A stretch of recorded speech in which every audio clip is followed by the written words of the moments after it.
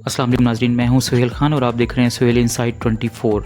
ناظرین، آپ کو بتائیں کہ امریکہ وقفے سے ایران پہ حملے کر رہا ہے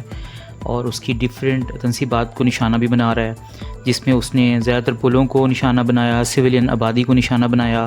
اور ریلوے ٹریکس کو نشانہ بنایا، اور ایک کینسر ہاسپٹل تھا جو جہاں پہ بچوں کا علاج ہوتا تھا، اس نے اس کو بھی نہیں چھوڑا، اس کو بھی ٹارگٹ کیا ہے۔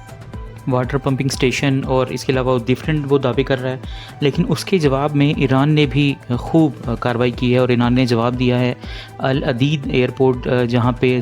یہ کہا جاتا ہے کہ امریکہ کا سب سے بڑا اڈا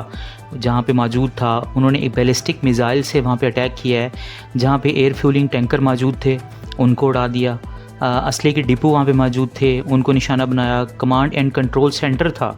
جس کو اڑا دیا ہے، اور دور تک دیکھنے والا ریڈار سسٹم تھا جس کو انہوں نے ٹارگٹ کیا ہے اور اچھا خاصا وہاں پہ نقصان کیا ہے، لیکن سینڈ کام کی طرف سے ایسی کوئی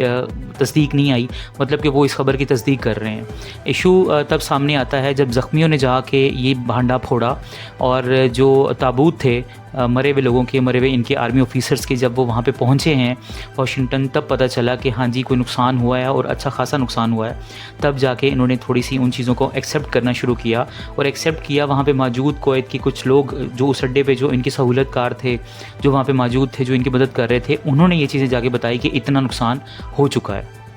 آپ کو بتاتے چلیں کہ پاسداران انقلاب کے جو کمانڈر ہیں ان کا پیغام ہے کہ جہاں جہاں سے حملہ ہوگا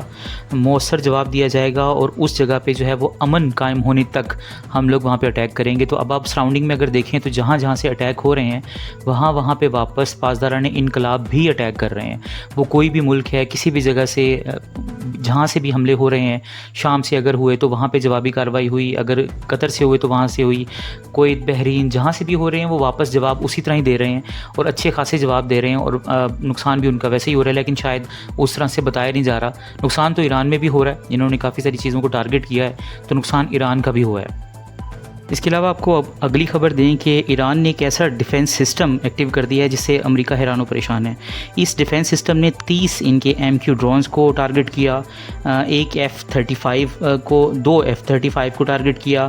ہیلی کاپٹرز گرائے اور C-130 جہاز کو بھی گرایا۔ اب یہ کون سا ڈیفنس سسٹم ہے؟ یہ ڈیفنس سسٹم ہے لیئرڈ ہائبرڈ سسٹم جو انہوں نے ایکٹیویٹ کیا ہے، اور اس میں جو ہے وہ 3 ممالک کی ٹیکنالوجی شامل ہے، ایک رشیا، ایک چائنا اور ایک ایران۔ اب یہ تینوں ممالک کے مشترکہ مل کے انہوں نے مشترکہ حکمت عملی سے ایک جو ہے وہ ڈیفنس سسٹم تیار کیا ہے۔ اس ڈیفنس سسٹم نے جو ہے وہ اس میں جو میزائل یوز ہو رہے ہیں وہ S-400 کے میزائل یوز ہو رہے ہیں، اور چین کی HQ-9B ٹیکنالوجی یوز ہو رہی ہے، اور یہ 260 کلومیٹر تک رینج کرتا ہے اور اپنی طرف آنے والے دشمنوں کی ہر چیز کو ڈیٹیکٹ کر لیتا ہے۔ اب آپ کو بتائیں کہ یہ ایسی ٹیکنالوجی ہے کہ جس نے امریکہ کو حیران و پریشان کر دیا ہے کہ کس طرح ہمارے جہاز ٹارگٹ ہو رہے ہیں، ڈرونز ٹارگٹ ہو رہے ہیں، اور جہاں جہاں سے جو چیز آ رہی ہے واپس اسی ٹارگٹ پہ ہی اٹیک ہو رہا ہے۔ اب آنے والے دنوں میں باقی کئی ممالک بھی ایسی ٹیکنالوجی لینا چاہیں گے اور اپنی سیکیورٹی کے لیے رکھنا چاہیں گے۔ تو ناظرین، اب تک کے لیے اتنا، ملتے ہیں نیکسٹ ولاگ میں، اپنا خیال رکھیے گا، اللہ حافظ۔